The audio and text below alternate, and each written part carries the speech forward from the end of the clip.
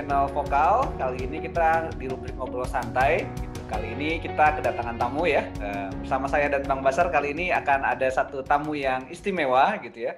Luar biasa gitu kan. Di luar dugaan gitu. Nah, kita kali ini akan bertemu dengan Indah Novaida Manurung. Ya, dia siapa? Banyak sekali profesi atau atribut yang kita bisa sematkan sama Indah. Nah, apa aja nanti kita bakal obrolin lebih seru. Halo, selamat apa ini ya? Selamat jumpa gitu ya. Selamat jumpa kepada Indah. Apa kabarnya Indah? Hai Rizdo. Halo, ya, iya, sehat ya selama masa-masa pandemi ini? Puji Tuhan, sehat. Sehat, oke. Sekarang lagi sibuk apa sekarang? Sekarang sih lagi sibuk ini ya untuk final semester, akhir semester, jadi koreksi ujian lah, biasa. Nah, kalau profesi resminya, kalau ditanya orang pasti Indah ini pengajar ya, guru ya berarti ya? Nah, itu resminya. Di luar resminya banyak nanti, ada atribut-atribut lain nanti setelahnya gitu ya. Indah ngajar di mana sekarang ya? Di Penabur Tanjung Duren, Penabur Sekunderi Tanjung Duren. Ngajarnya bahasa Indonesia di sana buat SMP sama SMA. SMP sama SMA. Itu kelas pengantarnya bahasa Inggris, bahasa Indonesia sih kalau di Tanjung Duren?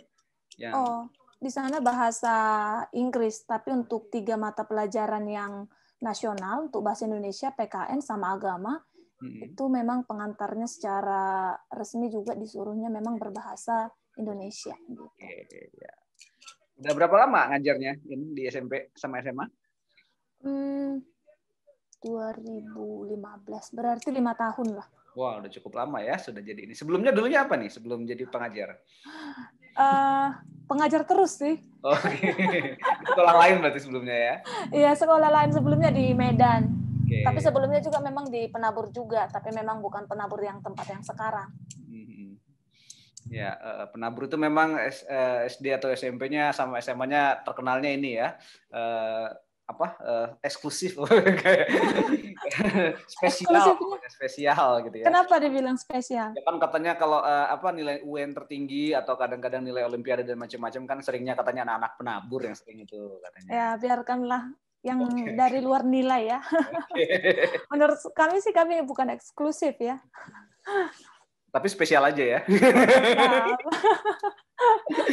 Oke, kita mau ngobrol-ngobrol banyak soal Indah. Ya, sebagai guru, sebenarnya Indah punya banyak hal yang kadang-kadang mungkin kalau bayangan kita soal guru-guru yang lain, kadang-kadang ya orang-orang yang sibuk dengan mengajar murid atau juga sibuk dengan segala diktat pelajaran, terus ngejar ini ya, bikin asesmen, kurikulum dan macam-macam gitu ya. Tapi Indah ini punya sisi unik yang lain. Tapi sebelum kita masuk ke sana, saya mau nanya dulu deh. Emang dulu dari kecil pengen jadi guru? Dari kecil. Ya itu kali ya fungsinya sebuah tempat kita tinggal, jadi membentuk kita juga pengen jadi apa. Aku kan lahirnya di di Toba gitu, nama desanya itu Sionggang, itu ya terpencil lah dibilang. Kita juga Google Maps, tapi udah ada ya itu ya? Apa? Udah ada di Google Maps sekarang gitu ya? Oh, udah ada, udah bisa di Google. Ya gimana di sana gimana? Listrik aja aku baru kenal itu SD gitu kan. Jadi lihatnya juga profesi-profesi ya nggak ada lah yang terlalu spesial, taunya ya tentara, guru, ya petani gitu ya. Jadi memang nggak pernah berani juga untuk bercita-cita misalnya jadi dokter, karena memang dokter ini di sekitar ya gitu. Jadi, sebenarnya kalau dibilang cita-cita dari kecil nggak pernah punya mimpi yang terlalu getol gitu ya, kayak anak-anak sekarang ya, waktu kecil ditanya pengen jadi apa gitu, jadi udah tahu juga langkah-langkahnya.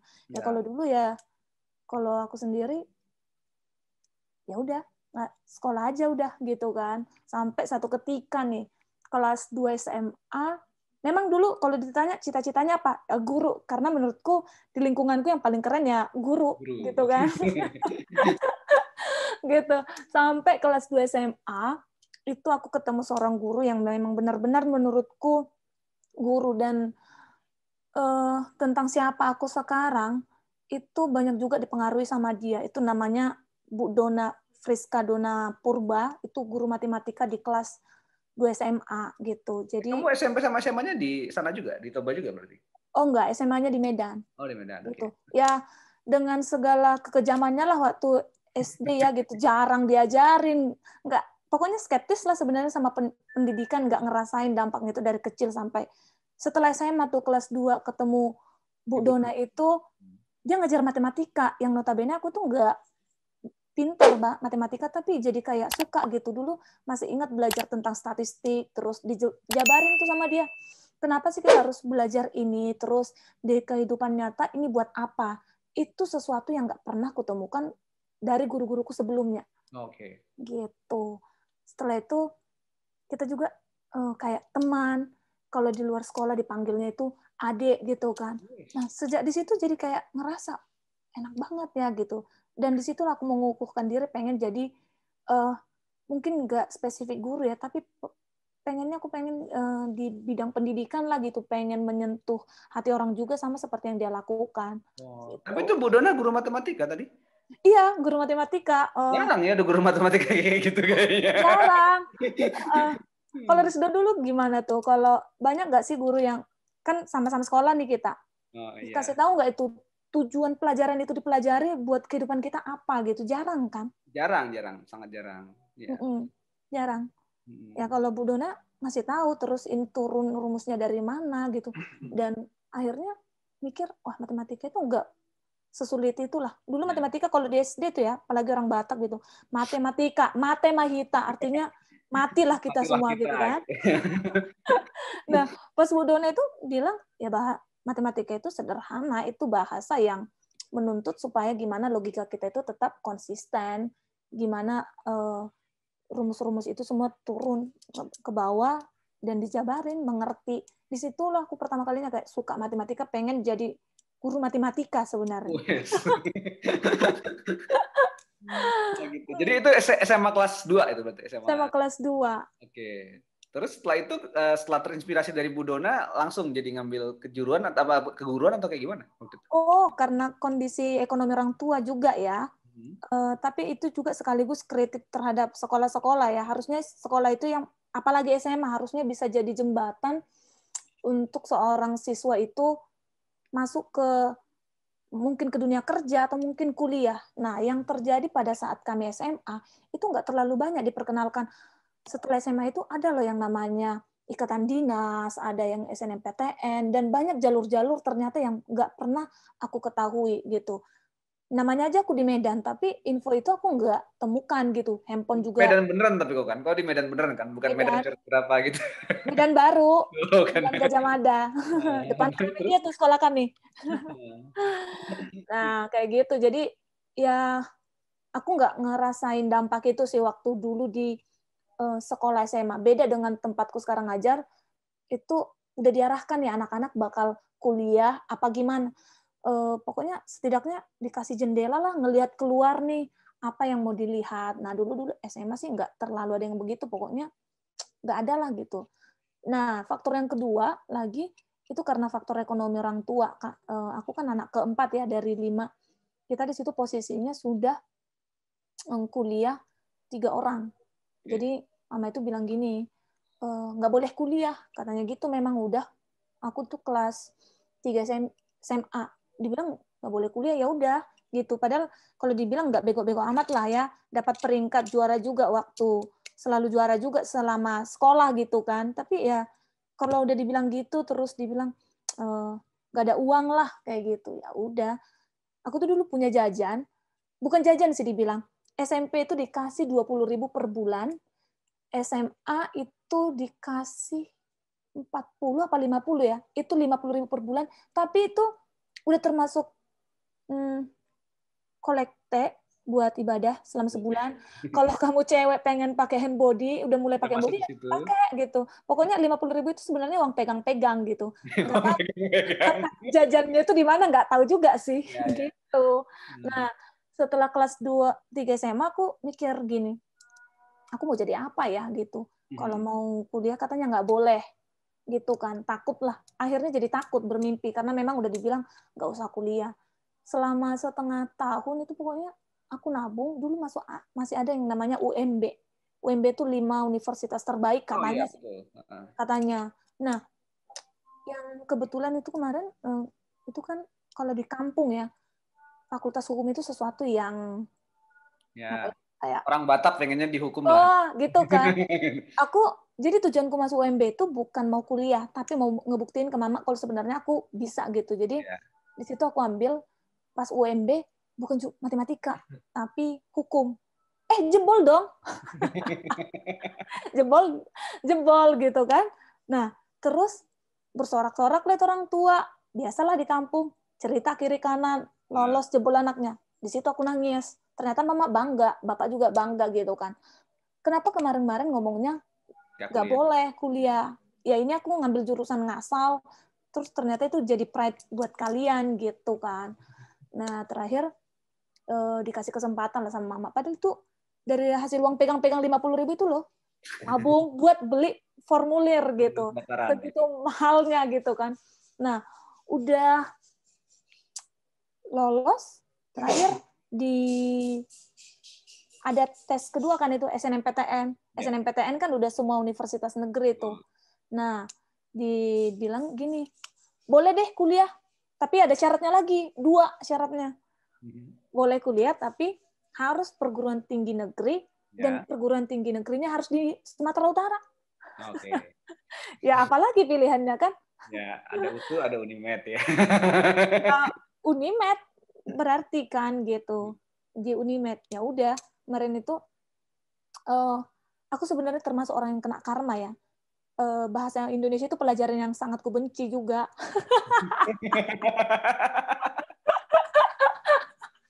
Aduh, semoga nanti guru bahasa Indonesia aku yang apa ya, yang waktu SMA itu nggak baca ini, nggak dengerin podcastnya kita ini ya, karena memang juga dulu pernah tuh kami kerjain guru bahasa Indonesia, pokoknya memang nggak suka gitulah. Nggak tahu juga itu buat apaan gitu ya. Kenapa ngambil bahasa Indonesia? Nah, akhirnya aku ngambil SNMPTN, ambil IPC. Karena deg-deg juga nih, kalau ngambil matematika tapi nggak jebol gimana? Karena matematika di Unimed itu termasuk yang lumayan tinggi lah ya. Tinggi juga gitu, paling favorit lah setelah sama bahasa Inggris. Mungkin matematika sama bahasa Inggris tinggi juga, dan di situ pamornya pendidikan itu kayak banyak banget pendaftarnya juga, termasuk itu dulu favorit gitu kan, favorit kalau untuk yang pendidikan. Ya udah, pertama pendidikan matematika di Unimed kan nggak boleh dong matematika nggak bisa kan. Jadi pendidikan matematika di Unimed, terus pendidikan matematika murni di USU. Sama yang ketiga nih, bingung, nggak tahu sebenarnya aku mau jadi apa. Yang ketiganya harus IPS kan berarti?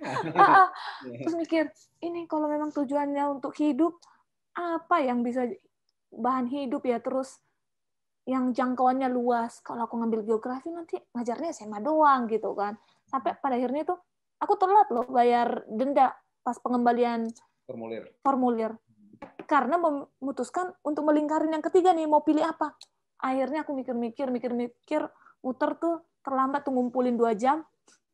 Pilihlah bahasa Indonesia. Alasannya sih, ya nanti supaya peluangnya mungkin akan lebih luas lah. Bisa ngajar dari TK sampai universitas. Itu doang kemarin mikirnya. Ya udah. Jebolnya di bahasa Indonesia. Oke. Tahu nggak jebolnya itu kenapa? Kan dulu ada aja tuh bimbel yang kasih jawaban kan. Misalnya setelah udah ujian kan pembahasan gitu. Aku kan dulu nggak ikut di situ ya.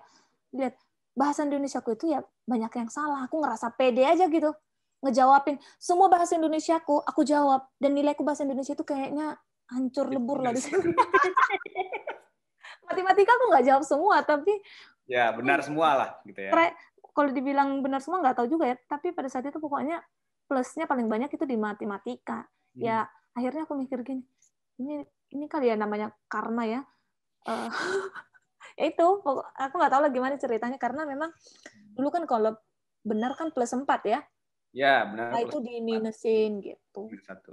Ya gitulah ceritanya kenapa jadi bahasa Indonesia. Sampai S1 juga nggak terlalu suka kok sama bahasa Indonesia. S2 juga terbang ke itu Jakarta. Pendidikan atau bahasa Indonesia aja? Pendidikan, bahasa dan sastra gitu.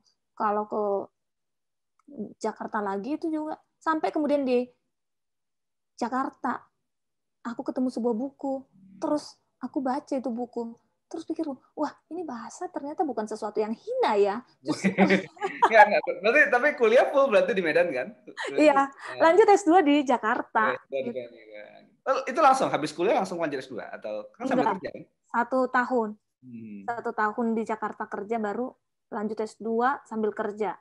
Hmm. Gitu. Sebenarnya masuk S2 juga kemarin itu ngambil pendidikan bahasa gara-gara kabur sih dari rumah, dari Medan, bukan karena memang tujuan. Ya, ini memang teman-teman guru yang lain ini sangat unik teman-teman karena jarang-jarang ada guru kayak gini ya gitu. Saya berharap sampai guru saya pada waktu SMA kayak gini nih. sampai pada akhirnya ya itu yang aku bilang Hmm. hmm, Baca buku. aku ke perpustakaan ketemu buku itu baca terus gitu ya sampai sejak itu aku benar-benar kayak mengukuhkan diri kayak memang mencintai pendidikan terlebih ke bahasa gitu dan Apa emang? buku apa Hmm. di situ sih kemarin tuh aku lupa penulisnya karena jujur aku nggak lihat kan karena memang menghemat biar nggak ke kantin pergilah Perpustakaan. ke perpus baca gitu buku filsafat terus ketemu sama bukunya Pramudia Oke. gitu sejak di situ kok asik banget ya gitu enak gitu nggak bikin pusing gitu dan di situ sih diuraikan bahwa bahasa itu ya memang bukan ilmu sosial tapi itu yang harus dikuasai oleh semua orang. Tapi sebelum ke sana, tadi kan kamu lulusnya berarti kan di Medan lulus kan? Setelah ya pasti lebih cepat lah dari kuliahnya Bang Basar ya. Kalau itu jadi cepat lah. Ya, paling itu kan berapa tahun waktu itu kuliahnya di S1 berarti? 4 tahun lebih. 4 tahun ya lebih berapa bulan lah ya gitu. Nah, Iya. habis itu langsung ke Jakarta memang. Kerja 1 tahun di sekolah internasional juga di Medan. Di Medan, oke. Baru. Kenapa memutuskan pergi ke Jakarta? Aduh, itu terlalu sakit untuk diceritakan. Oh, kata tadi masalah pengen lari dari tadi tuh ya. Bukan sih, aku dulu kerja di sana, sekolahnya itu yang kalau dibilang internasional nggak tahu lah ya, tapi pengantarnya semua bahasa Inggris gitu. Okay. Tapi ada prinsip-prinsip yang menurutku sangat bertentangan sama prinsip hidupku di sana. Gitu, dimana aku nggak ngerasain apa ya kayak keadilan, terus kayaknya kita nggak punya hak seperti itu ya. Pokoknya sangat jauh lah. Belum lagi ada jenjang-jenjang, nggak dibilang sih kalau suku ini gajinya sekian, suku ini gajinya sekian. Tapi dari perlakuan-perlakuan ada diskriminasi-diskriminasi. Termasuk yang paling bikin aku pengen bener-bener cabut itu saat di hari Minggu disuruh memang mendampingi. Oke sih mendampingi, tapi sebenarnya banyak orang yang bisa disuruh di situ. Tapi kenapa harus aku gitu kan, yang aku udah kasih tahu nggak bisa nih mau ibadah pada jam itu gitu. Ya di situ aku ngerasa udah bertumpuk lah akhirnya cabut dari situ. Terus langsung habis itu jadi memang ke Jakarta karena ada saudara atau karena apa atau ada sih saudara tapi nggak ada yang tahu kalau aku ke Jakarta. Jadi memang pure kamu pengen jadi guru di Jakarta gitu langsung dengan cara gini, gimana ya caranya? Ini udah terlalu suntuk nih di Medan. Di Medan itu aku masih nggak langsung cabut. Misalnya ini berakhir kan bulan Juni 1 semester tuh 1 tahun berakhir bulan Juni tahun ajaran cabut gitu karena terlalu sakit menurutku di sekolah di tempat itulah ya cari ke tempat-tempat yang lain gitu ya memang kesejahteraan gurunya memang sangat jauh lah gitu bahkan kayaknya untuk ongkos kita aja pulang pergi ke rumah itu nggak cukup ya itu selain ngabdi juga ya realistis lah ya perut harus diisi banyak itu yang aku udah jatuhin lamaran banyak juga yang manggil tapi itu sangat jauh. Nah, kebetulan yang kemarin yang aku ngajar tempat pertama memang cukup lah ya untuk kehidupan, tetapi ya perlakuannya seperti itu gitu. Akhirnya memutuskan ya ke Jakarta gitu kan. Maksudnya kenapa milih Jakarta langsung gitu? Kenapa nggak ke mana gitu? Ke Bandung? Aku kayaknya kena kutuk deh. Semua hal yang nggak kusukai pada akhirnya jadi kusukai gitu loh. Oh gitu. Oh dari dulu nggak suka Jakarta? Enggak. Wah, ini ya, berarti kalau boleh disimpulkan hidupnya Indah ini menjalani karma judulnya. Seperti suami juga nggak suka jurusan ini, dapat suami yang jurusan itu gitu loh. Oh, gitu. Coba kalau Indah itu gimana gitu, nggak suka kaya gitu, biar kayaknya ya, tapi susah deh. Itu harus datang dari hati. Kalau nggak suka kaya, kayaknya nggak bakal deh. Oke, jadi habis itu langsung ke Jakarta ke Jakarta karena mikirnya ngapain ya gitu. Terus biar nanti nggak dipanggil lagi ke Sumatera Utara, biar ada alasan gitulah, nggak bikin malu orang tua juga, ambil kuliah kali ya, lihat aja tuh di website gitu, wah itu gelombang kedua tuh dulu di UNJ, kirain juga itu pendaftaran terakhir, ternyata masih ada gelombang 3 dan 4. Risto tahu nggak, ke Jakarta itu dengan uang pinjaman 3 juta, aku asli duitnya cuma 3 juta itu, ongkos pesawat itu udah 1,7 juta. Oh, terus biaya kuliahnya gimana? Hanya karena anugerah Tuhan. Wah, ya jarang-jarang ya ada guru gini ya. Oke. Jadi ngambil langsung ke Jakarta, tes UNJ gitu ya? Iya, di situ sebenarnya kan memang karena udah sangat sakit ya. Aku masih ingat dulu naik Garuda karena memang biar sampai di situ pendaftarannya itu kan tutup sampai jam 4 sore tuh, aku lihat di website. Ngomongnya hemat tapi naik Garuda ya, oke. Terus tapi itu kan udah di terakhir nggak ada duit tuh. yeah. 1 hari sebelum hari H baru itu duit baru dapat, dikasih pinjam sama temen gitu. Dikasih pinjam, ya tinggal itu penerbangan yang bisa sampai hari itu bisa. 4 gitu. Karena mikirnya Jakarta itu sangat padat, apa segala macam. Aku masih ingat sampai sekarang tiket pesawat itu masih aku simpan gitu ya. Yes. Karena sangat historical gitu lah ya. Nah, udah sampai di situ kan nggak tahu tuh di mana Jakarta Timur, Jakarta Barat. Ya, betul. Nggak tahu sama sekali. Kampusnya yang di Rawamangun berarti kan? Untung aja apanya itu damrinya itu turun di situ. Ternyata UNJ kan ada di Velodrome juga. Ya, ada. Terus aku tanya kalau mau ke UNJ itu terdekat di mana Damri gitu kan. Oh, ternyata Rawamangun gitu, ada halte terminal Rawamangun gitu. Pas take off ya di bandara itu, aku kan sebenarnya di bulan-bulan kedua ketiga aja di waktu di Medan itu kerja itu udah nggak nyaman sebenarnya, tapi memang karena memang kayaknya nggak ada kerjaan seperti itu kan, nggak ada yang bisa dikerjain, terus malu dong minta sama orang tua gitu kan, ditahan-tahankan sampai walaupun pada akhirnya 1 tahun udah cukup gitu kan. Naik tuh di atas pesawat aku nangis terus. Kenapa aku nangis? Karena pas naik gitu kan, itu pesawat aku masih ingat transit kita ke Pinang Sori. Ini apa? Pinang Sori di mana sih? Yang ada pantainya itu. Ini pantai apa namanya? Kok lupa namanya tempatnya itu? Lupa. Pokoknya Sibolga. Sibolga. Gitu. Aku pas naik take off, aku lihat, bilang aja lah nama sekolahnya, sekolah A. Mana sekolah A yang menindas aku itu nggak kelihatan dari sini. Tuh kan kok kayaknya aku terlalu takut sama kehidupan kemarin gitu loh. Terlalu takut dengan kehidupan kemarin sampai aku nggak berani ngapa-ngapain gitu. Pokoknya demi sejengkal perut rela-relain gitu kan. Ya udah, sampai di situ baru malam-malamnya udah nggak tidur lagi tuh. Lihat Rawamangun itu di mana, lihat Google Map. Dulu mana pakai BlackBerry-nya kalau yang jam pasir mati panas gitu kan. Pokoknya parah lah gitu. Ya aku kan kasih tahu ini ke mama kan. Mama mau pergi. Mama yang info ke keluarga di Bekasi bahwa aku terbang. Aku udah landing, ada chat dari keluarga. Nah, diketemuin lah aku di UNJ gitu. Di UNJ dibawa ke keluarga baru, tinggal di Bekasi. Sebenarnya situ aku udah amazed sih, mikir nyampe di situ kan. Aku nggak ke Rawamangun karena dibilang gini, UNJ, mampus. Langsung aku berdiri sigap gitu kan. UNJ, lompat dong gitu. Pak, tanya lagi. Pak, ini UNJ kan bener kan Pak? Ini kan Universitas Negeri Jakarta kan Pak? Iya, katanya gitu. Turun gitu. Terus nggak langsung ngelihat di situ ada UNJ. Aku di seberangnya, naik ojek dong.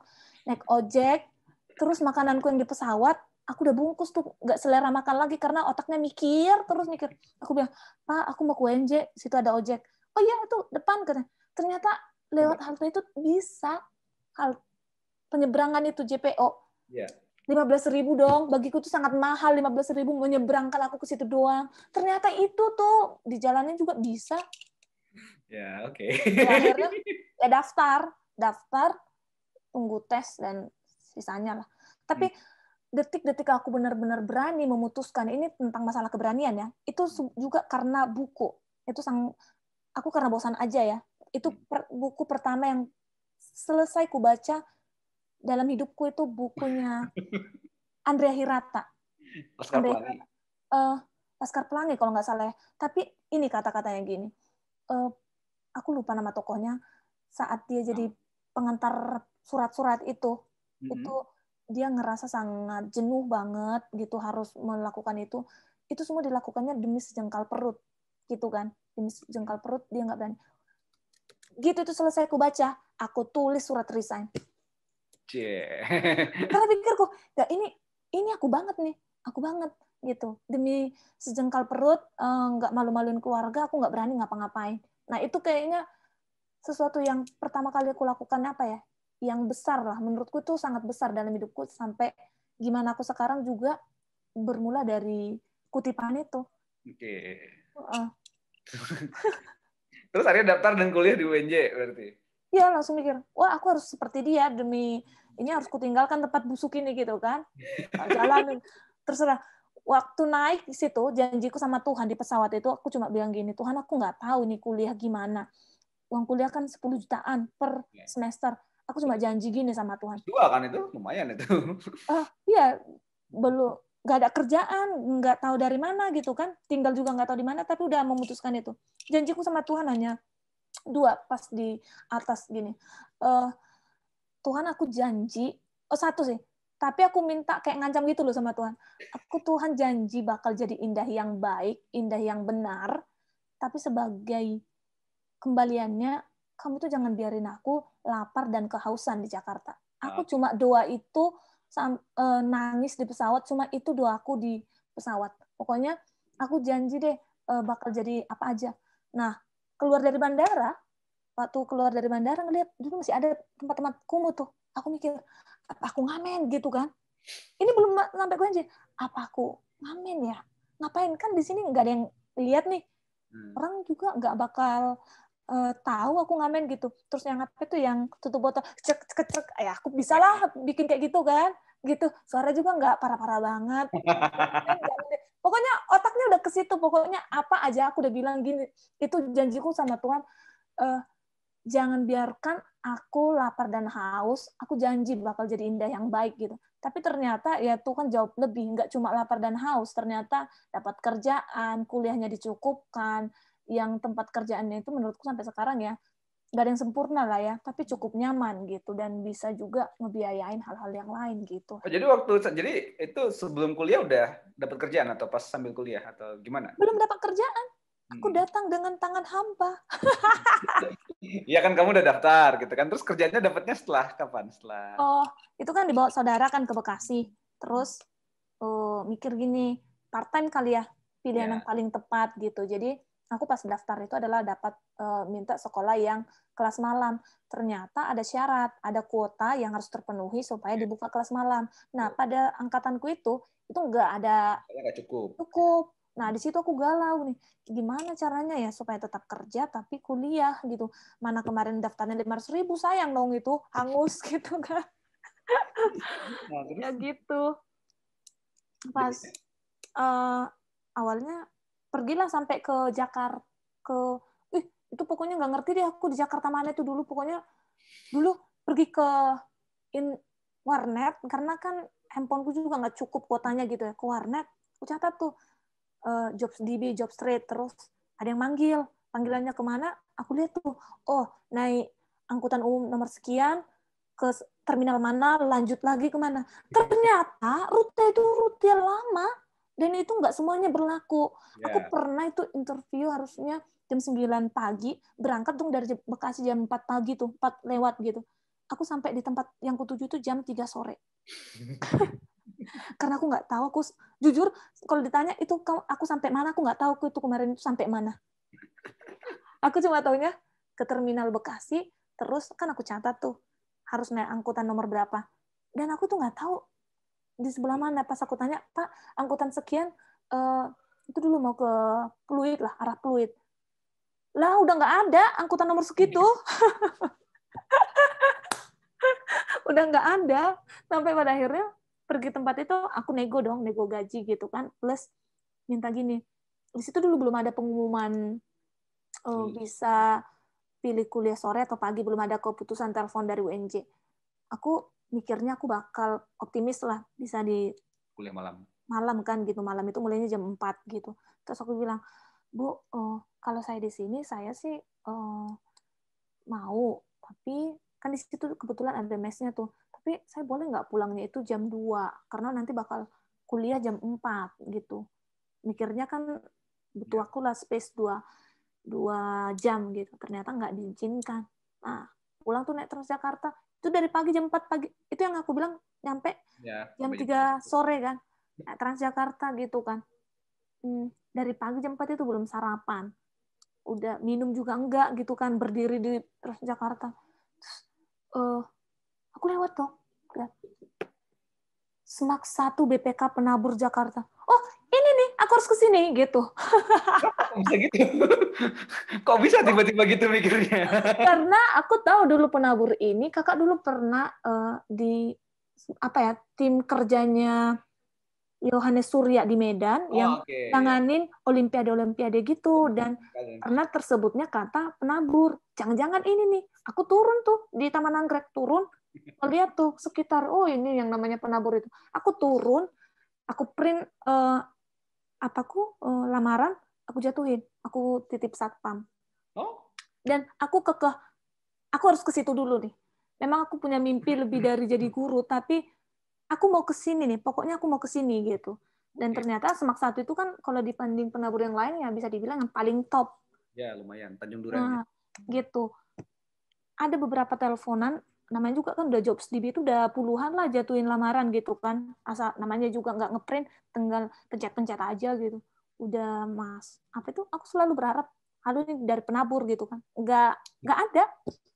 Ini apaan sih maksudnya gitu kan. Terakhir ya udah aku ngajar di bimbel dulu lah, di bimbel dulu. Yang penting bertahan hidup, malu dong numpang sama keluarga, minta uang pulsa atau sejenisnya lah. Mana kuliah udah jalan lagi. 10 juta dapat dari mana nih 6 bulan ke depan gitu.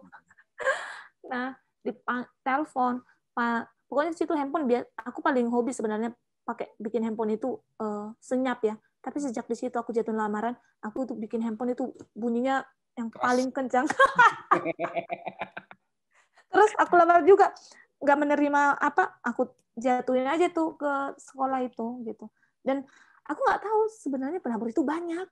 Ya. Banyak. Di Jakarta aja ada berapa puluh sekolah itu. Aku cuma lihat di yang dari Transjakarta itu kan ngelihat Semak 1 BPK penabur. Lah, aku harus di sini cuma gitu doang, nggak nyangka kalau penabur itu banyak. Pokoknya buta lah tentang Jakarta, tapi preman gitu masuk gitu. Akhirnya keterima atau gimana? Akhirnya keterima, dimulai dari ini sih, jadi guru ganti.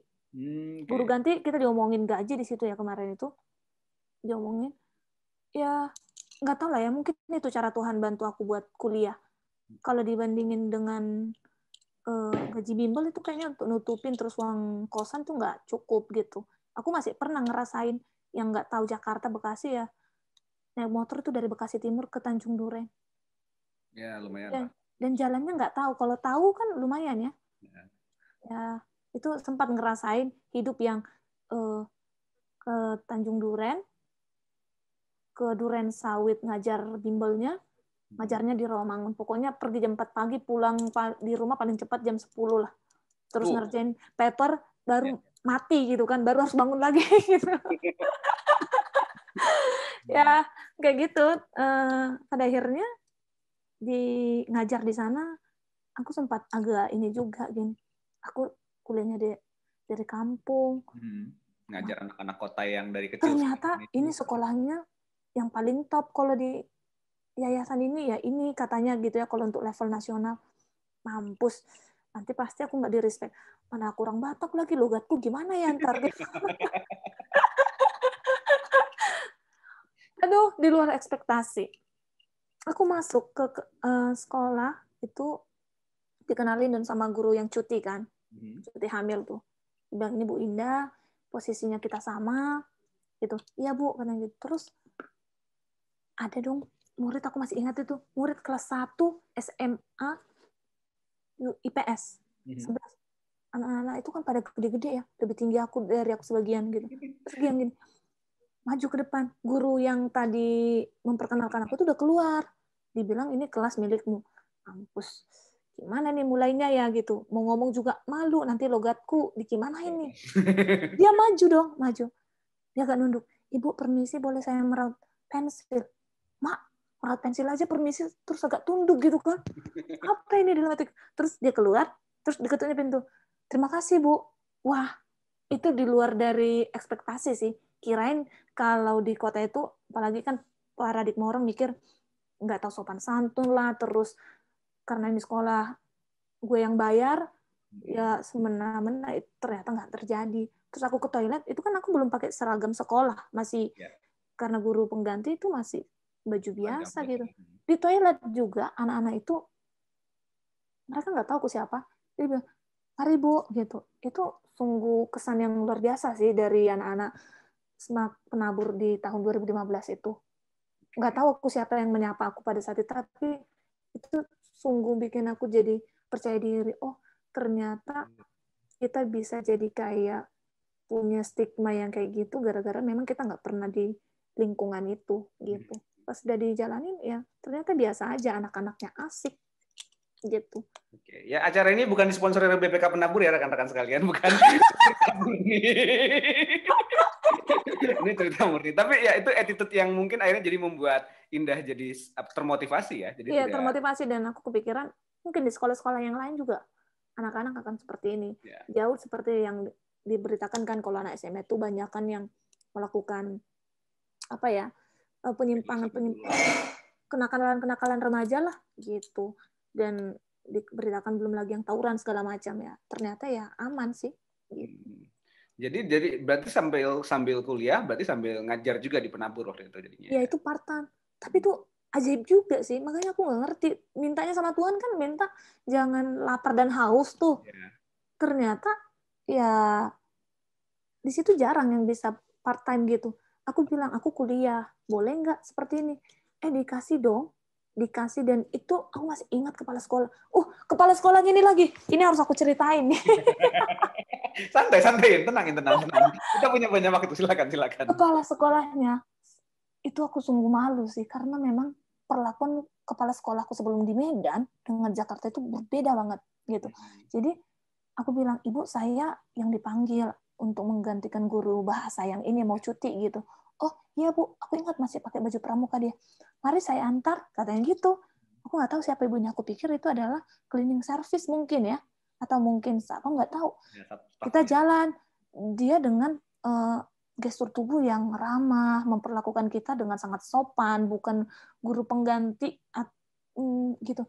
Terus dikenalkan ke ruangan guru, dibilang gini, ini Bu Indah, teman kita yang baru. Dia menyebutnya teman. Wah, di situ kan, baik Bu, silakan ngobrol-ngobrol sama departemen bahasa gitu kan, ngobrol lah kita. Pas keluar dari situ, kita udah janjian mau kapan lagi datang. Aku mau turun dong dari lantai ruang guru itu, kan naik lift tuh. Aku lihat di situ ada TV. Ini Bu yang tadi, itu adalah guru teladan, kepala sekolah teladan se-Indonesia. Dia yang tadi itu kepala sekolah. Terus aku mikir, ya ampun, perlakuannya itu bagus banget loh. Itu jadi motivasiku juga sih. Ternyata semakin kita hebat, belum lagi tadi murid-muridnya ya, yang attitude-nya bagus ya.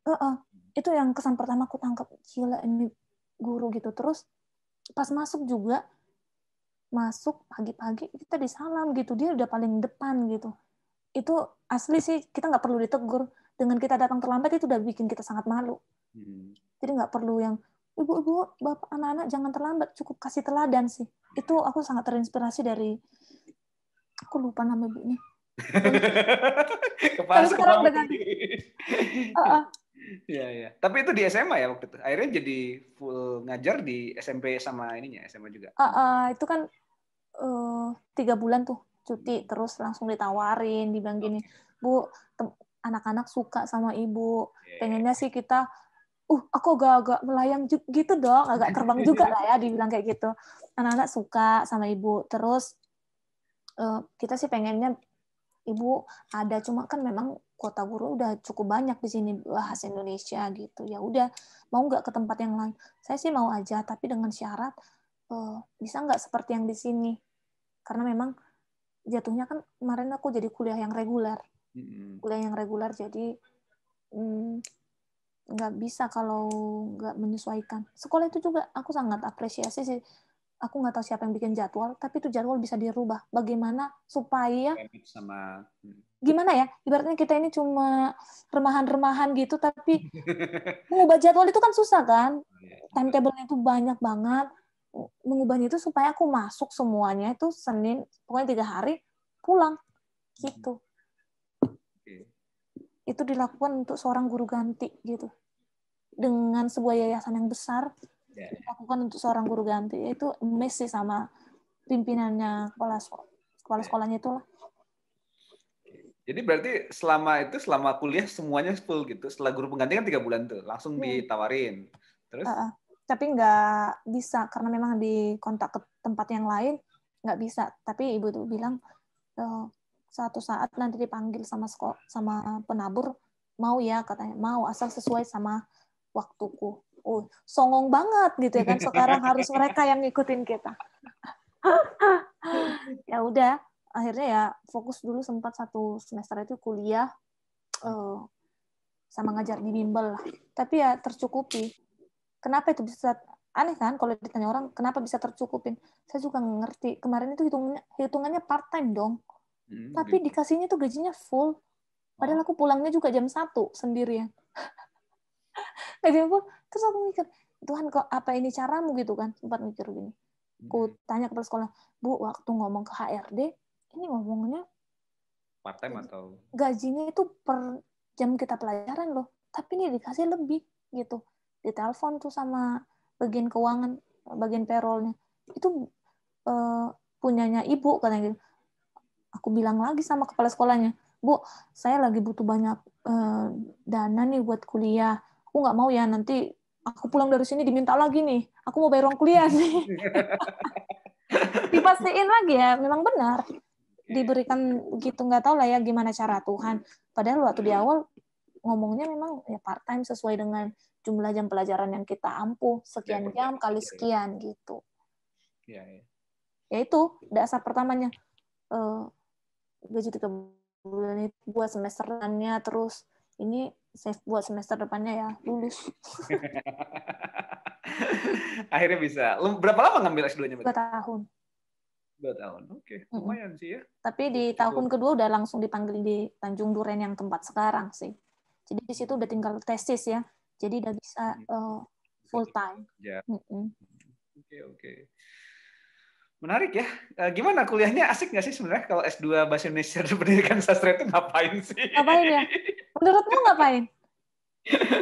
Nah, bahas karya sastra, bahas ini. Ya. Kalau emang bahasa Indonesia itu yang kalian pikir gimana sih? Kami kan dari dalam nih, sebelum aku jawab. Kalau kalian mikirnya bahasa Indonesia itu gimana sih? Bahasa Indonesia ya pelajaran. Saya dulu sebenarnya waktu SMA suka sastra sebenarnya suka sampai sekarang juga masih sangat suka karya-karya sastra Indonesia karena mungkin dari keluarga juga kecil emang suka ya gitu ya, suka baca. Jadi novel-novel klasiknya Indonesia sih pada dibaca semua gitu. Cuma nggak tahu kalau orang yang sampai harus berkutat dengan itu kayak gimana gitu ya. Atau juga harus belajar dengan tata bahasa, grammar dan mempelajari setiap ini diksi dan idiom-idiom Indonesia kayaknya. Waktu S1 jujur aja ya, waktu S1 aku nggak tahu aku belajar apa.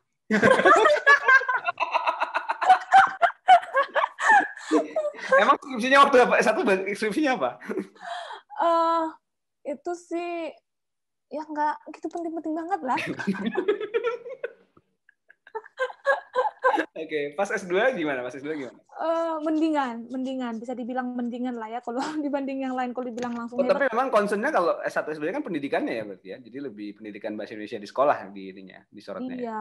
Jadi waktu yang S2 itu kan pendidikan bahasa, jadi memang itu kayak general gitu. Jadi pikir kayak psikologi pendidikan, terus bagaimana wacana-wacana di media massa juga itu dibahas. Ternyata ya semua, pokoknya gitu kita ngomong, gitu kita baca atau nulis, dengar, bicara, udah itu semua bahasa.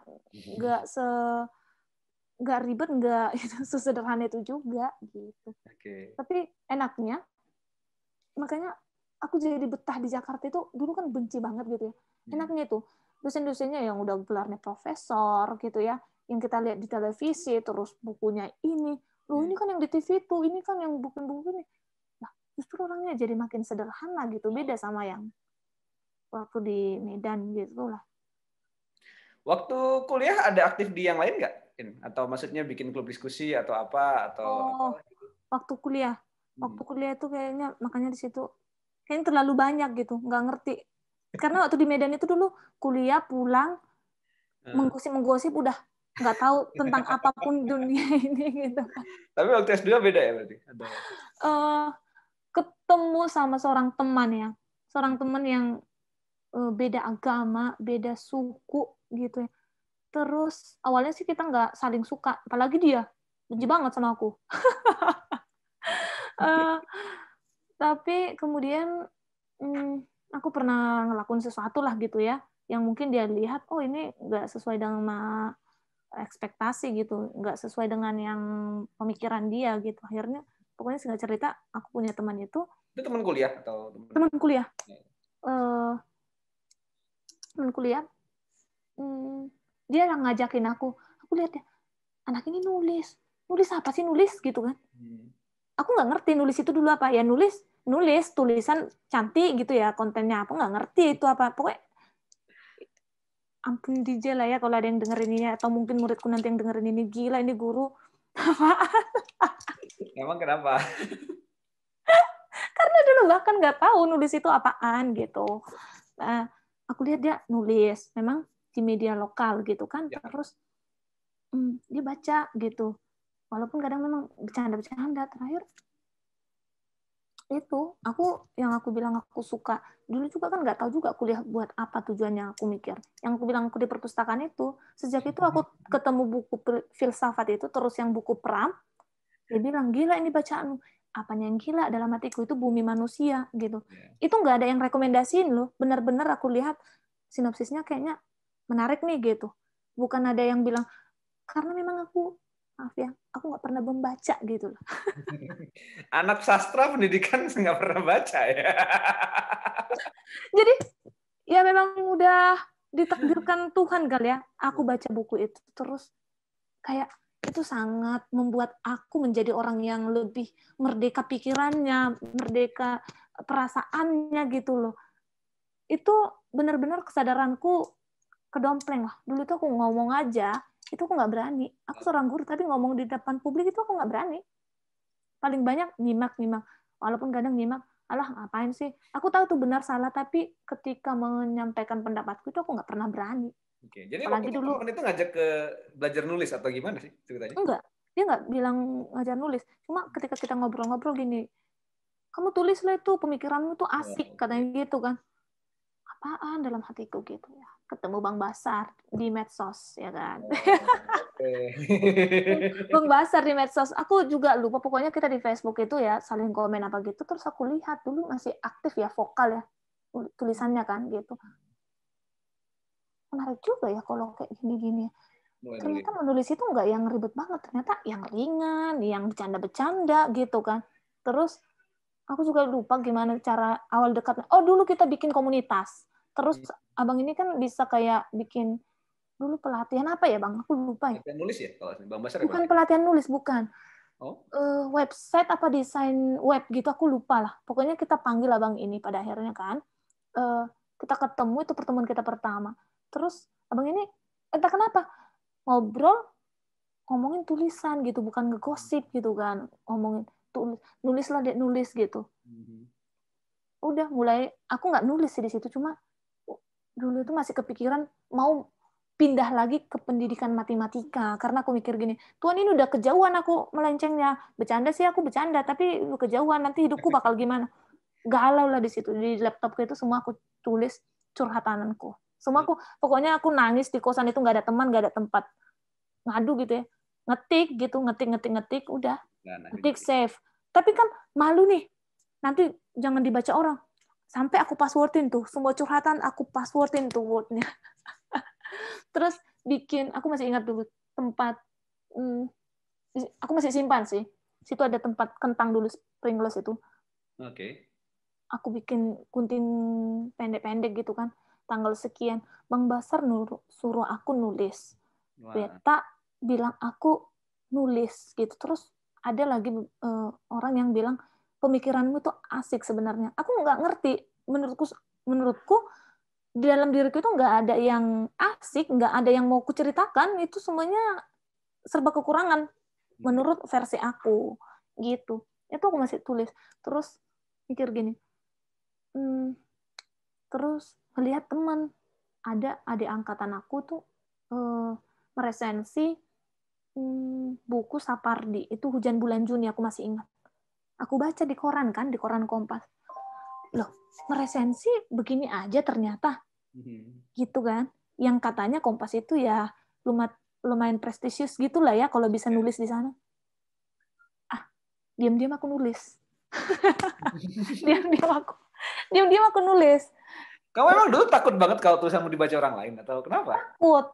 Karena yang itu, makanya memang sejak kecil kalau bisa ya, aku juga punya cita-cita kalau punya anak nanti tuh kasih kesempatan dia berbicara, kesempatan dia berargumen, mau benar atau salah, yang penting berani aja dulu. Aku dari kecil itu hampir tidak punya kesempatan itu, yang dimarah guru lah, langsung dibilang katain bego lah, goblok lah, dipukul lah, padahal nggak diajarin. Itu semua bikin aku jadi orang yang jadi sangat penakut sih. Aku ikut gabung ya. Kalian asik kali ceritanya nih. masuk kuliah yang kerja di Medan juga seperti itu, membuat kita menjadi seorang yang penakut. Ya di Jakarta justru yang membuat aku ini guru kepala sekolah yang teladan. Bahkan aku nggak tahu dia kepala sekolah dengan perlakuannya yang sangat istimewa terhadap aku, ngantar aku ke atas gitu. Padahal kan dia bisa aja bilang, naik Bu ke lantai 3, udah. Ini aku diantar, benar-benar diantar lagi ke bawah. Seperti itu. Belum lagi murid yang tadi, dalam hal meraut pensil. Permisi Bu, boleh meraut pensil? Keluar. Terima kasih Bu. Itu sesuatu yang sangat spesial dan sangat besar buat aku. Di situ aku jadi makin berani lah. Ya, kembali ke yang nulis tadi tuh, aku diam-diam nulis. Aku baca kan, setelah yang baca buku Pramito, aku memang jadi suka membaca, tapi bukan yang direkomendasikan teman. Karena aku gini, aku udah setua ini, kalau direkomendasikan malu dong, gitu kan. Aku harus bergerak diam-diam aja lah, gitu. Cek, nulis. Aku cari tuh di Google, cara menulis, terus mengirimkannya kemana, gitu kan. Aku nggak tahu tuh email yang benar Kompas itu yang mana. Karena kan banyak Kompas apa gitu kan, nggak ngerti. Ternyata banyak cabangnya juga kan. Gitu banyak. Keterima dong. Tulisan pertamaku ya di Kompas. Itu resensi bukunya Pram atau berarti? Oh bukan. Kalau resensi itu kan buku-buku yang terbaru lah ya. Itu kemarin. Kalau kamu soal apa waktu di Kompas? Itu tentang perang dan adat di budaya Batak. Itu tulisan seorang redaktur analisa di Medan. Redaktur budayanya di situ. Karya Idris Pasaribu. Terus menurutku ini agak asik sih. Aku kenapa baca buku itu dan resensi, karena aku kayak ngerasa sangat jauh dari kampung kan, itu untuk pertama kalinya sendiri di Jakarta. Aku jadi kayak kangen gitu, makanya aku ngeresensi buku itu.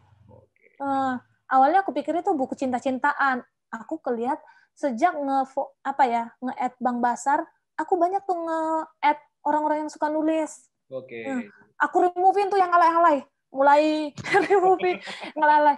Kayaknya mau aku kenal atau nggak kenal, yang penting ketika kontennya menginspirasi aku bakal add gitu. Jadi banyak tuh dulu yang kayak nulis, kalau masih diterima ya syukur gitu ya. Aku add-in. Ya itu memang berpengaruh sama kayak pola pandangnya kita. Dulu aja nulis di status Facebook, waduh, kalau sekarang ngelihatnya tuh malu asli malu. Nggak bakal jadi orang yang seperti itulah gitu. Oke. Bang Basar ada yang mau ditanya dulu sebelumnya? Aku cuma teringat aja karena tadi cerita tulisan jadi gatel pengen ngomong sebenarnya. Gimana? Jadi memang kan gini, maksudnya kita semua kan ngalami ya, maksudnya bahwa menulis itu adalah sesuatu yang sebenarnya mengasihkan. Tapi untuk memulainya bukan berarti kita nggak bisa, kita semua bisa melakukannya. Tapi asal kita mau kan gitu kan. Nah, jadi kalau Indah nih menarik, emang dia dari perjalanan hidupnya dari Medan, katakanlah dia lari kan, dia lari dari Medan datang ke Jakarta gitu, dan modal nekat lah dia datang ke Jakarta untuk kuliah dan nggak tahu mau ke depannya jadi apa kan gitu. Nah, tapi sekarang dia menemukan itu bahwa dirinya punya panggilan jadi seorang guru gitu kan. Nah, meskipun mungkin nanti bisa jadi berubah lagi entah itu jadi PNS atau apa, tapi yang sekarang kan dia tekunin jadi guru nih. Soal nulis itu aku inget dulu mereka nih, kita kenalnya juga di itu ya, di Facebook ya, Dek ya. Iya. Nah, jadi kenal di Facebook itu ngobrol-ngobrol aja Nggak biasa. heran sama Bang Basar sama saya. Kacau kali kau. Bisa jadi sih itu alasan Bang Basar ngontak aku. Aduh. Nah, jadi gimana Bang? Terus habis itu kan aku nggak tahu bahwa tulisan dia tuh masuk ke Kompas gitu kan. Setelah aku kenal setelah setahun 2 tahun baru aku lihat, oh dia pernah masuk Kompas nih gitu.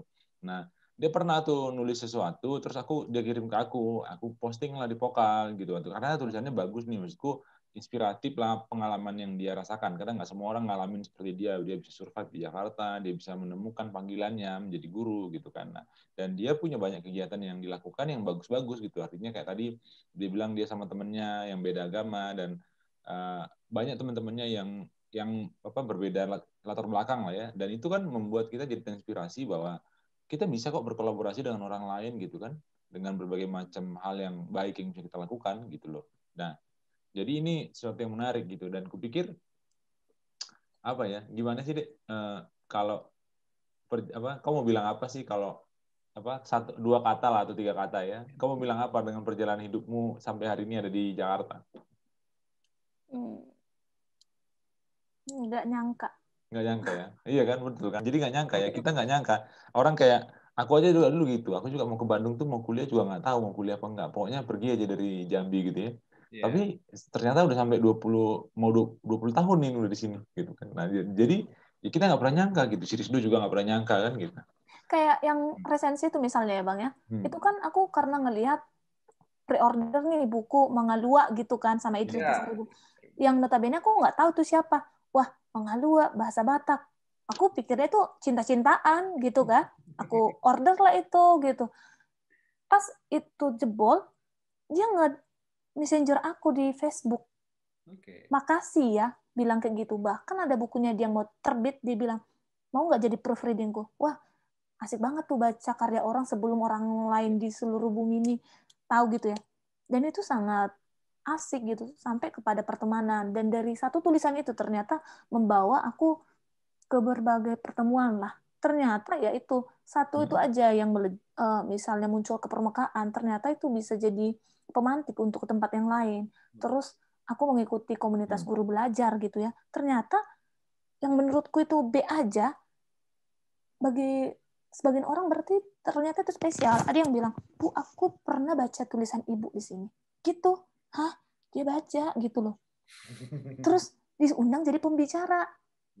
Gitu. Pembicara, gila ini pembicara apaan? Aku takut dulu bicara itu depan. Ya sampai pada akhirnya ya ke komunitas. Pernah diajak jadi pembicara di Temu Pendidik Nusantara gitu ya. Aku sih kemarin itu lebih ke setelah nulis itu jadi kayak mikir gini, aku ini harus menemukan komunitas yang positif. Makanya kalau ditanya tadi kegiatannya selama kuliah apa, pernah jadi reporter di DPR, terus bergabung sama klub guru. Tapi yang ini kenapa aku bilang spesial, karena tidak membicarakan tentang pangkat lah, sertifikasi lah, tapi tentang pendidikan itu sendiri.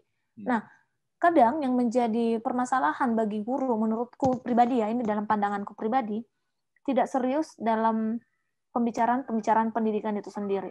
Aku banyak keluar dari grup WA, atau mungkin nge-mute grup WA, itu ketika memang topiknya malah ngomongin politik, terus kalau kita baca juga itu berita bohong, atau bahas sertifikasi dan tunjangan yang sejenisnya. Itu sih boleh, tapi kayaknya memang hanya itu kontennya, seperti itu. Nah, aku ikut klub guru itu gara-gara memang awalnya, memang sekarang aku udah keluar dari sana ya, karena satu dan lain hal lah, tentang pandangan juga. Ya, itu.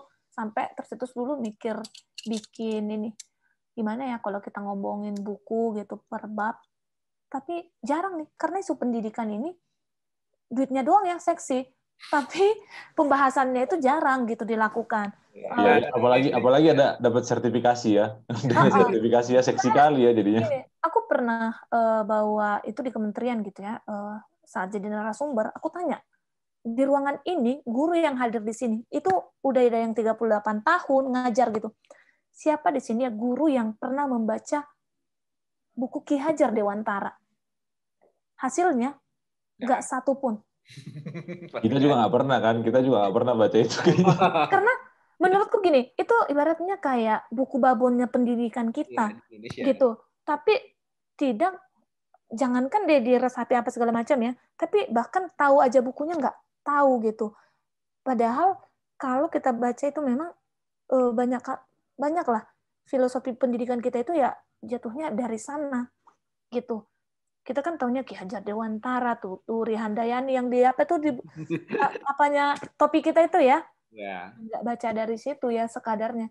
Di situ aku agak merinding sih waktu nanya ke guru-guru siapa yang pernah baca. Emang bukunya ada? Sebagian ada yang bertanya seperti itu. Ibaratnya kalau dihukum ya, taunya misalnya KUHP gitu ya, bukunya layak kita. Ya ini harusnya sih bukan harus lah ya, tapi rekomendasi yang tinggi lah untuk baca itu, karena memang itu juga bapak pendidikannya kita, filosofi pendidikannya kita juga jatuhnya dari sana. Saat banyak orang mikir ya pendidikan di Finland lah yang paling keren lah gitu, ternyata ya kita selain pendidikan itu sendiri ada budaya yang nggak bisa satu dengan tempat yang lain itu yang sama gitu. Ya, tetap, iyalah.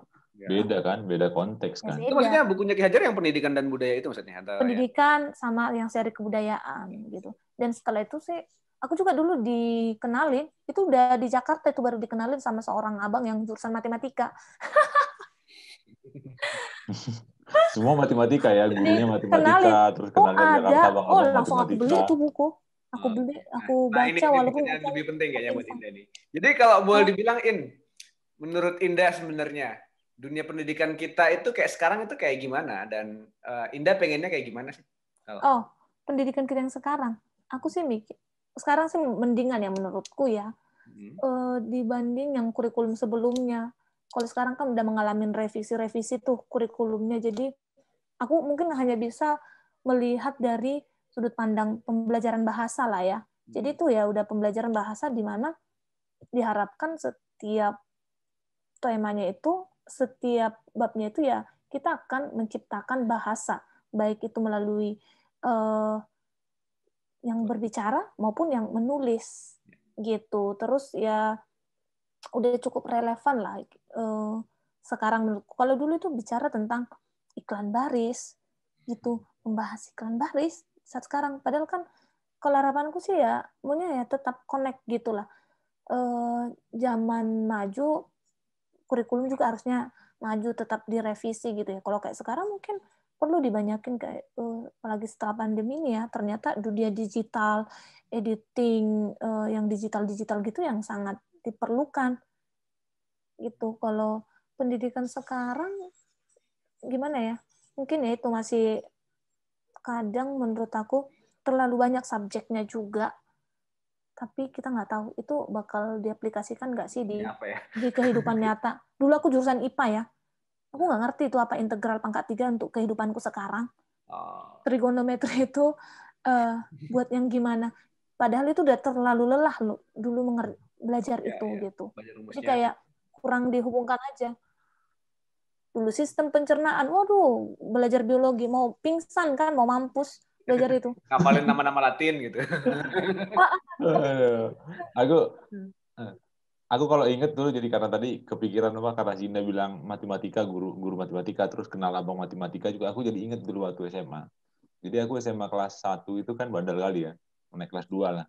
Nah, jadi aku sekarang sih bandel ya. Memang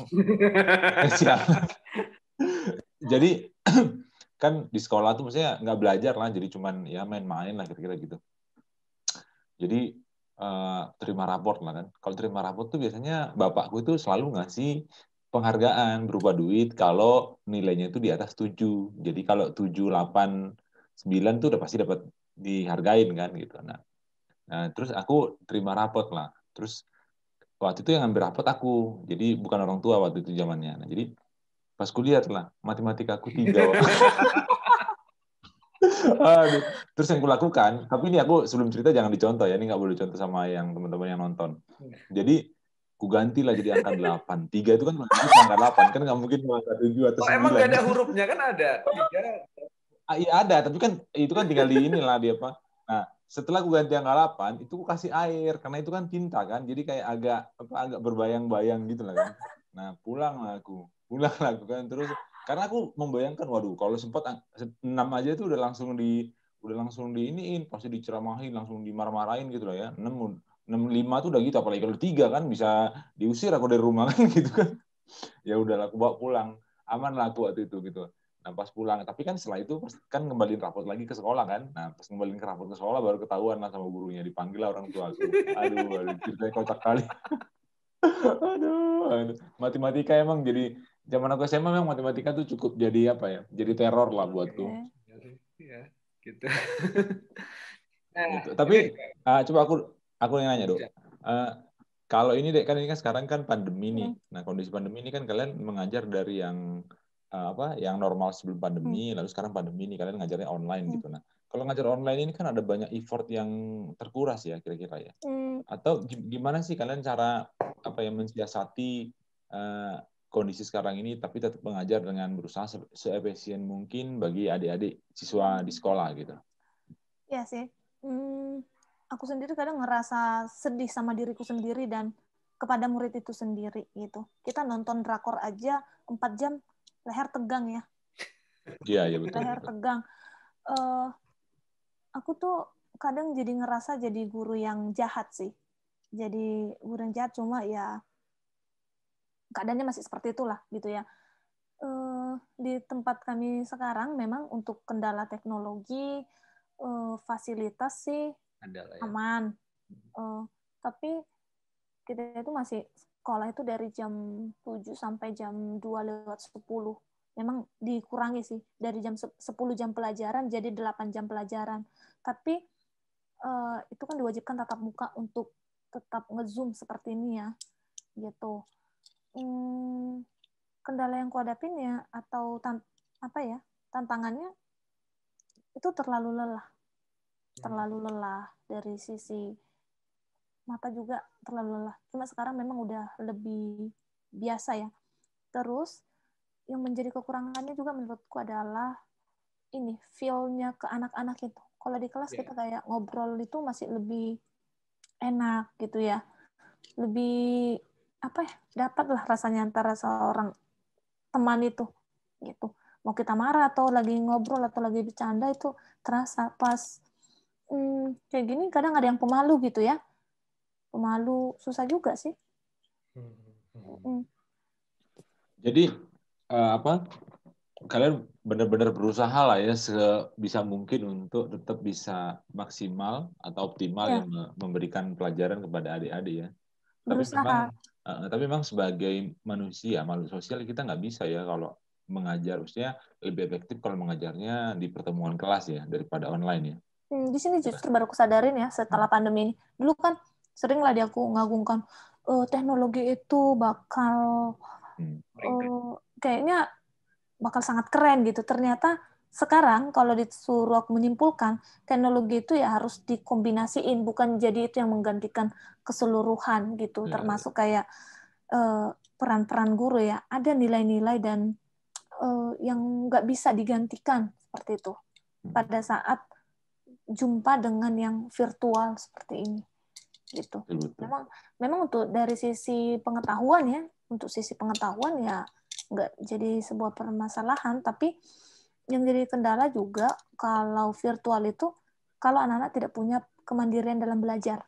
Ya, bisa aja kayak gini kan, gurunya menjelaskan, dia main HP di sini.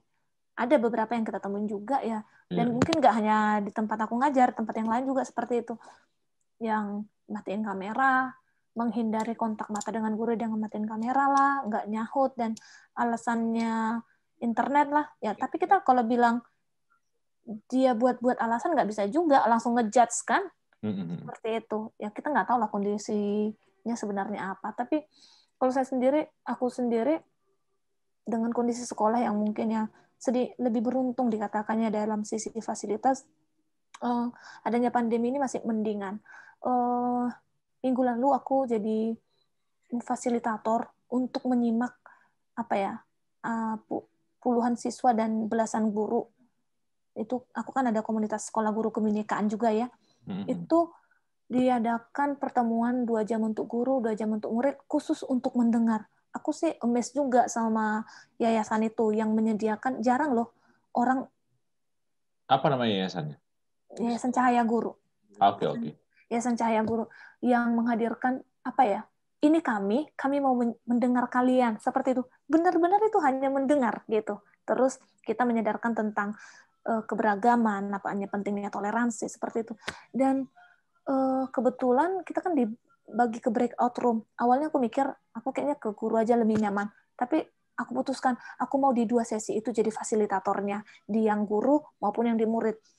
Yang justru sangat membekas di hatiku itu yang pada pertemuan siang murid.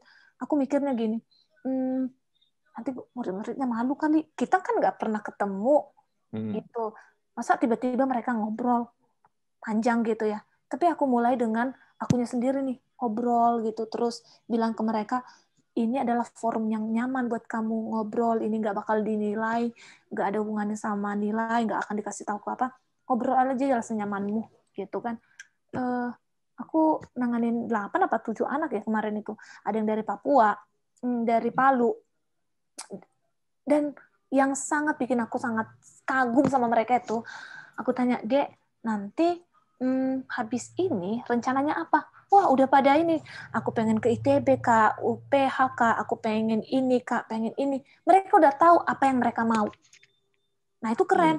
Tahu apa yang dimau. Banyakan kan orang taunya yang nggak dimau. Iya, betul. Gitu kan. Betul. Jadi dengan gitu mereka udah nyiapin langkah-langkah yang lebih konkret, kayak belajar, membagi waktu gitu, dan pokoknya menjurus ke sana lah gitu. Kak, aku mau masuk sekolah ikatan dinas, tapi corona ini membuat aku jadi harusnya kan Kak persiapan nih untuk ujian apa segala macam, tapi ya susah gitu. Terus ada juga yang ngeluh gurunya tuh hanya ngasih drop tugas aja, drop gitu, nggak ada sentuhannya gitu. Terus ada juga yang paling membuat aku jadi merinding juga, yang di Papua tuh bilangnya anaknya di gunung-gunung sana, sedangkan offline aja jarang sekolah, apalagi yang sekarang. Iya, Aku di situ asli nggak ngerti, susah. Aku juga nggak ada. Speechless, nggak tahu mau bilang apa gitu. Banyak kok di sana yang SMA juga nggak bisa baca. Iya.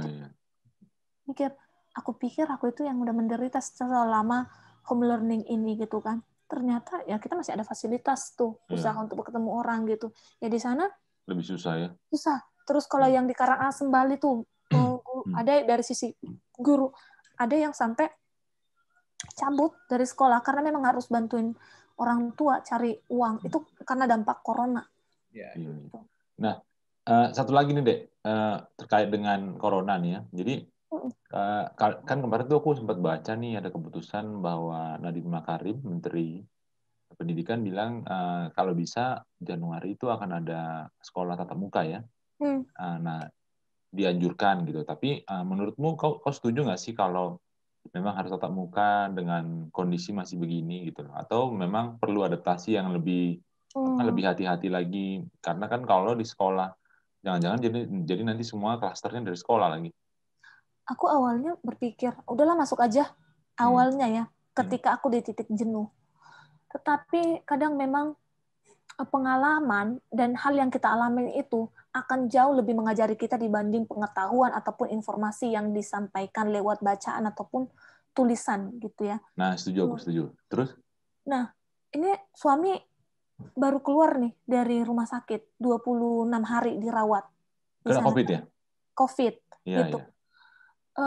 Yang notabene dia guru olahraga, selama ini nggak ada keluhan-keluhan yang begitu berarti lah.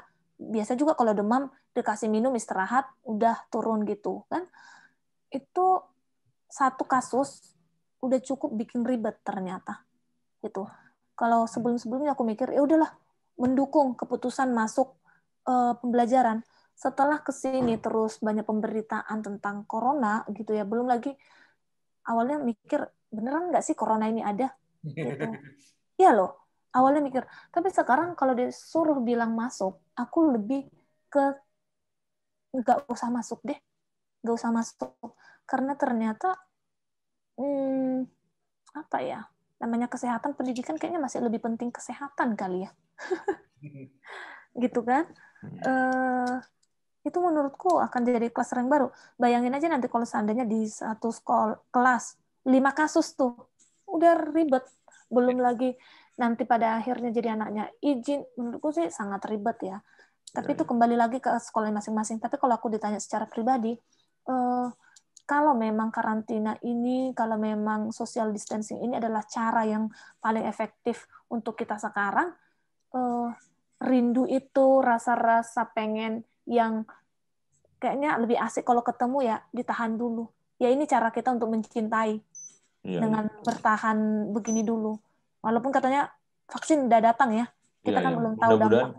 Mudah-mudahan juga Januari udah didistribusikan ya. Nah kalau udah didistribusikan terus kita bisa lihat nanti nih perubahannya sangat signifikan ya kenapa tidak kita masuk. Tapi kalau memang kondisinya seperti saat kita bicara sekarang, aku nggak setuju kalau sekolah itu masuk. Iya. Kita dukung vaksin secepatnya didistribusikan ya, supaya semua bisa berjalan dengan baik. Aku cukup itu aja yang kutanya, nanti kebanyakan jadi kayak apa. Aku udah kelamaan nih ngobrolnya. Udah kelamaan ya? Oh iya. Mas Indah nih nggak terasa kalau ngobrolnya. Nggak terasa ya sama Indah ya. Mungkin ini deh, pertanyaan terakhir buat Indah. Jadi kira-kira sebenarnya kalau ditanya sekarang Indah tuh apa sih sebenarnya? Penulis, fasilitator pendidikan, pengajar, atau orang yang mencak-mencak pada zaman ini, atau orang apa sih kalau boleh tanya, kalau mau merumuskan kira-kira kalau bahasanya rekan-rekan itu mungkin dharma atau panggilan hidupnya apa kira-kira kalau Indah?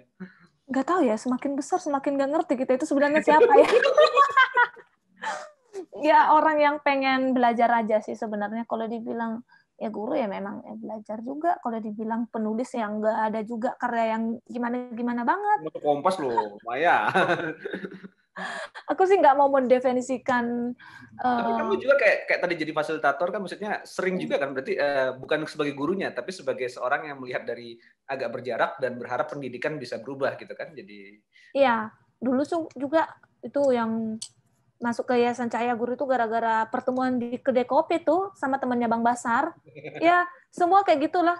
Pada akhirnya memang kalau kita punya visi dan misi bakal diketemuin sama orang yang visi misinya juga bakal sama kok. Gitu. Oke. Jadi kalau ditanya kamu itu sebagai apa, aku nggak bisa mendefinisikan aku itu siapa sekarang ya. Aku manusia udah gitu aja.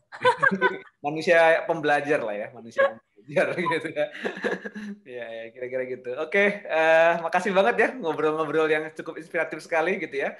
Walaupun sangat ya terlalu banyak ceritanya memang ya, sangat banyak kejadian yang unik, pengalamannya Indah gitu ya. Ada yang membalas karmanya, ada yang tidak terduga gitu ya. Tapi kesempatan dibukakan, ternyata akhirnya bisa sampai sejauh sekarang gitu. Sukses terus ya jadi pendidiknya ya buat anak-anak di sekolah gitu kan. Kalaupun nanti beranjak lagi mungkin pekerjaan yang lain di pegawai negeri mungkin, atau mau jadi penentu kebijakan pendidikan, siapa yang nggak tahu juga ya, karena kan sudah cukup banyak ngobrol sama isu-isu pendidikan gitu ya. Siapa tahu nanti ya Pak Nadiem ini mungkin bisa nanti dipikirkan ke depannya ya Pak Nadiem. Iya, mudah-mudahan. Kita berharap juga Indah punya kontribusi lebih nanti buat isu-isu pendidikan secara umum ya. Bukan cuma sebagai pengajarnya, tapi juga perbaikan pendidikan di bangsa kita lah ya. Kalaupun belum bisa ya di sekolah atau di kota atau di komunitas mungkin ya, seperti itu. Amin. Aduh, makasih banget ya Indah sudah berbagi dengan kita gitu ya. Makasih banget sudah. Terima kasih Bu Guru. Terima kasih Bang Basar. Kirain tadi ini kita bakal ngomongin pendidikan panjang. Wah, aku lama-lama kok jadi malu nih ya. Kebanyakan curhat tentang diri sendiri tadi. Enggak lah, justru cerita itu yang perlu kita dengar ya, Mas. Ya, justru itu isu pendidikan mulai dari situ gitu. Kita nggak bisa ngomong kurikulum, ngomong silabus, ngapain yang lain-lain, tapi nggak mengubahkan beberapa hal. Kan justru dalam banyak hal itu yang mengubahkan Indah dan bisa jadi mungkin mengubahkan yang lain gitu ya. Tapi sebelum tutup aku mau tanya deh sedikit aja. Kalian itu di sekolah dulu pernah nggak sih ngalamin yang mata pelajarannya itu sebenarnya nggak pernah diajarkan, tapi nilainya ada? Value-nya ada. Iya, iya, ya. Saya sendiri waktu itu guru matematika saya tuh tipe yang unik dan jarang ya, Pak Abdul Aziz dulu. Maksudnya kayak saya di SD ya, kayak kami tuh nggak ada pelajaran bahasa Inggris, tapi di rapot ada nilai bahasa Inggris. Oh, nggak ada, aku nggak ada. Oh, gila. Itu sakti kali sekolahmu berarti. Sekolah bisa sulap-sulap berarti sekolahnya ya. Ya, banyak nilai kami kemarin yang sulap ya, termasuklah olahraga, kesenian, bahasa Inggris. Oh, alah. Tapi di lain kesempatan lah kita cerita-cerita tentang itu. Oke, lain kesempatan ya, bener ya. Nanti kalau diajak lagi mau ya cerita ya. Nanti kita ngobrol lagi. Nanti judulnya nanti mungkin itu Indah Mengkritik Pendidikan nanti ya. Kita ajak teman guru yang lain gitu ya. Kita ajak teman-teman guru nanti mungkin bisa ngobrol lebih jauh soal itu. Nanti ya di momen-momen dekat Hari Pendidikan atau yang lain mungkin kita bisa ngobrol. Teman-teman, terima kasih udah mantengin juga channel ini. Jangan lupa ikutin lagi nanti obrolan-obrolan berikutnya di Ngobrol Santainya. Akan ada banyak sosok-sosok inspiratif lain yang seperti Indah yang kadang-kadang tidak terduga, atau mungkin seperti yang sebelum-sebelumnya yang inspiratif atau menggelitik dalam beberapa hal gitu ya. Kita nantikan saja. Teman-teman juga kalau ada usulan kira-kira kita mau bahas apa, boleh nanti komentar di bawah gitu kan, kasih komentarnya. Jangan lupa like dan share di channel kita. Kita akan balik lagi di Vokal untuk ngobrol-ngobrol santai dengan begitu banyak orang-orang yang lain, juga konten-konten Vokal yang lain. Dan jangan lupa untuk selalu klik vokal.info untuk info-info terbaru buat Anda. Terima kasih buat semuanya. Terima kasih Indah, terima kasih Bang Bazar. Terima kasih.